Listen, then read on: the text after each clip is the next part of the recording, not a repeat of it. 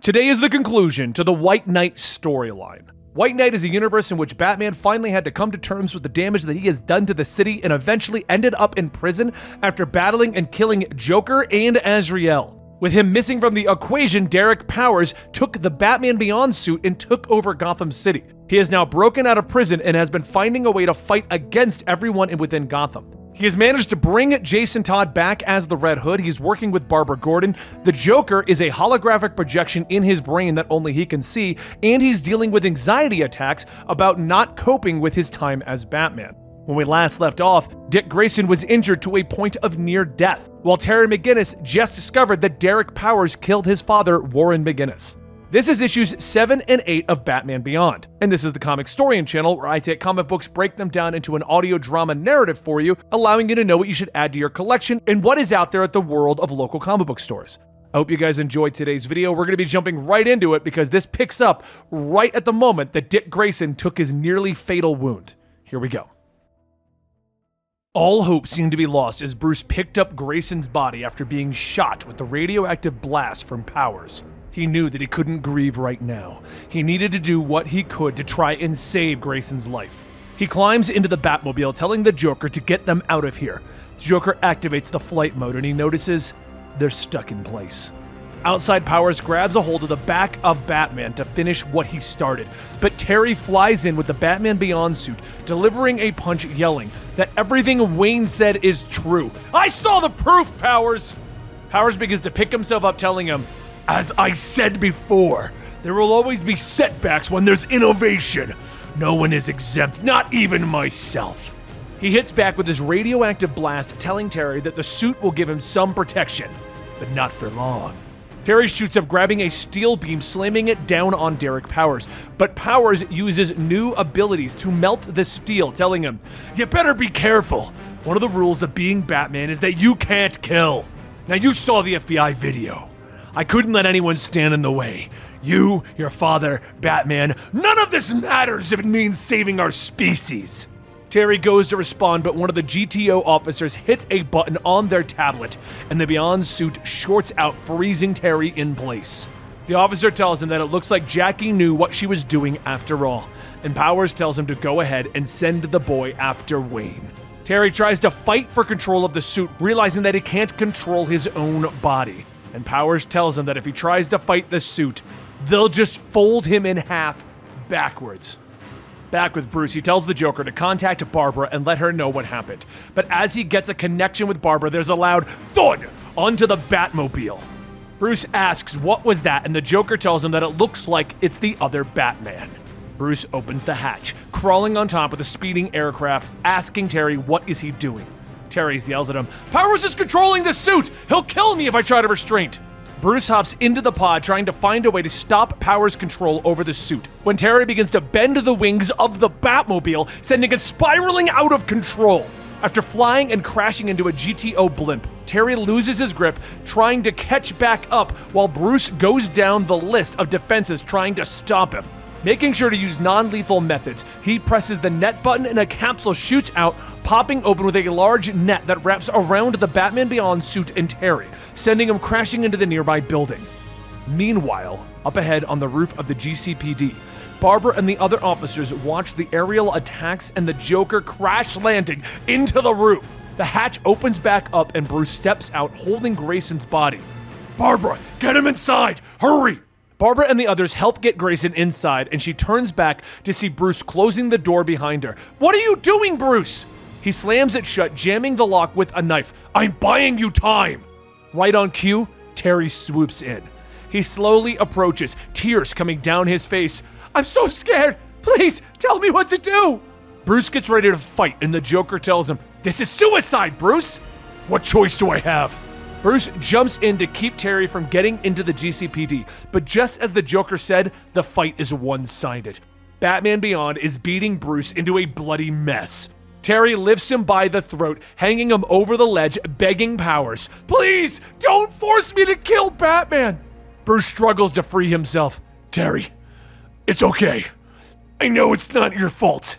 At that moment, there's a tug at Terry's leg as Ace bites on. And then a hit in the face from Duke's staff, followed by the bullets and the arrows from Jason and Gon. As the new and old Robins surround Terry, he yells at them to get away. I don't want to hurt any of you!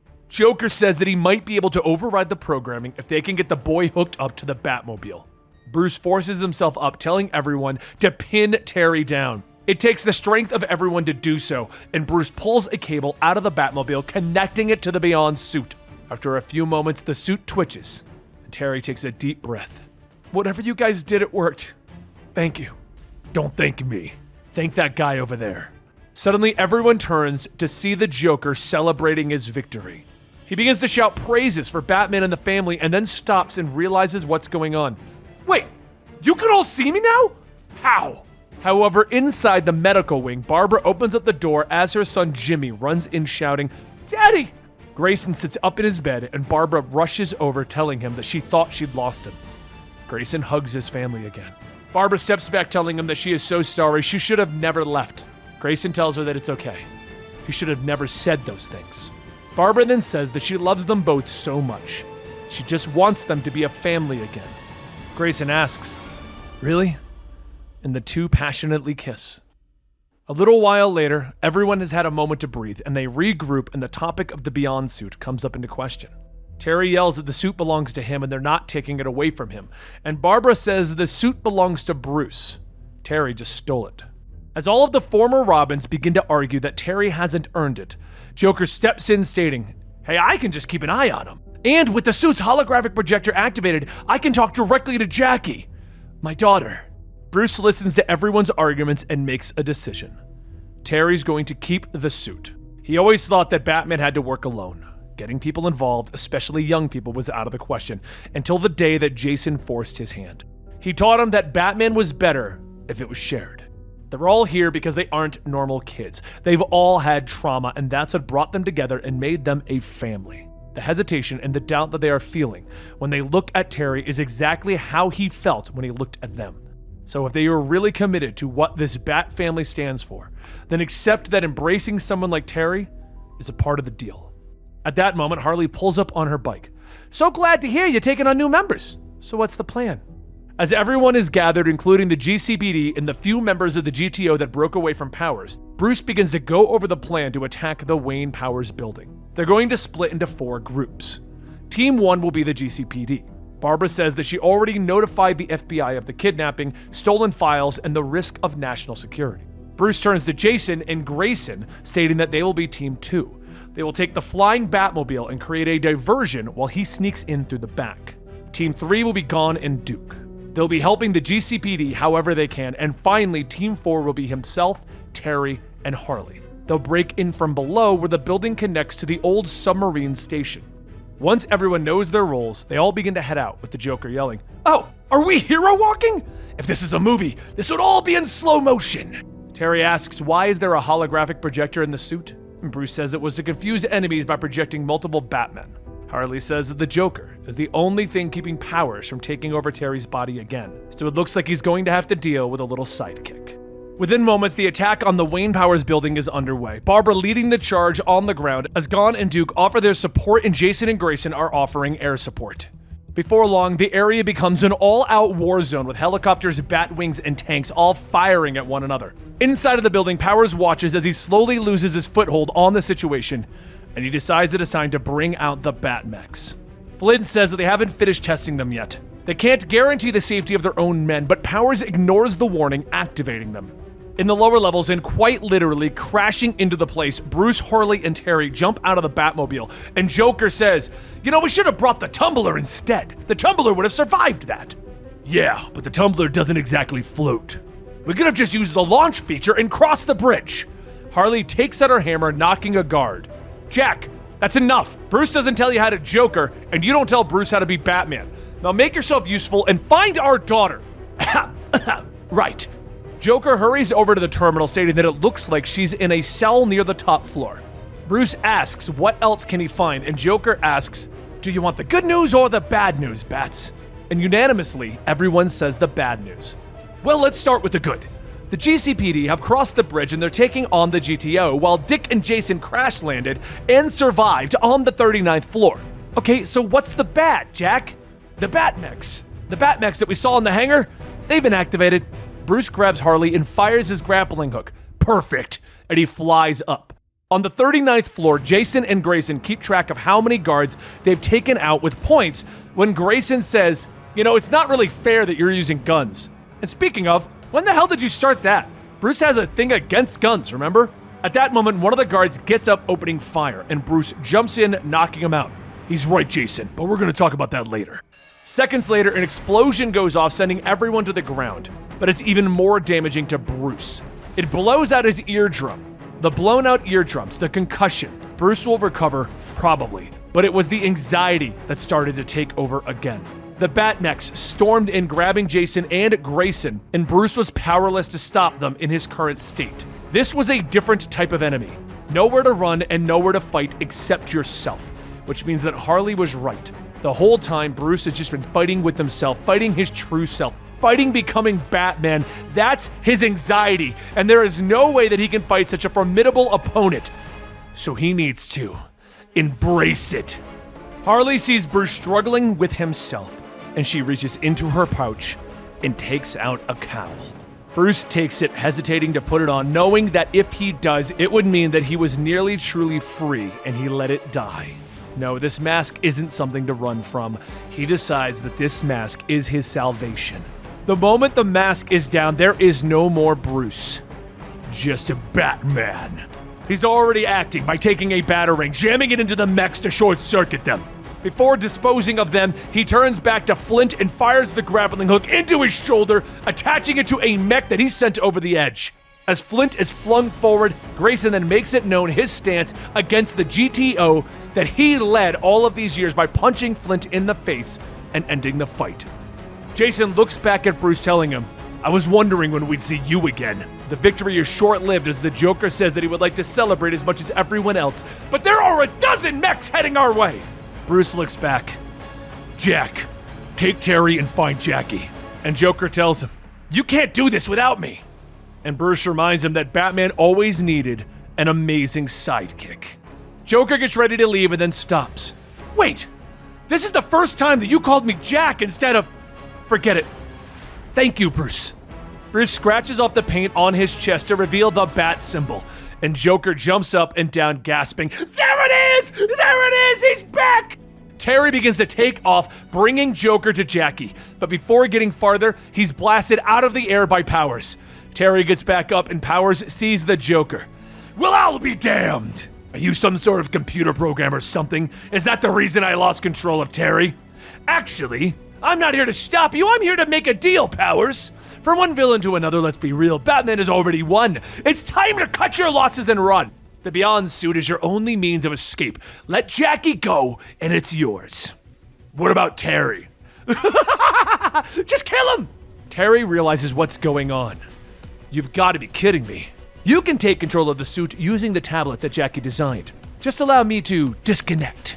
Soon the Joker releases himself from the Beyond suit, but Powers then hits the button, and Terry continues to just stand there. Joker then appears on the tablet. "Ha ha! It was a double cross!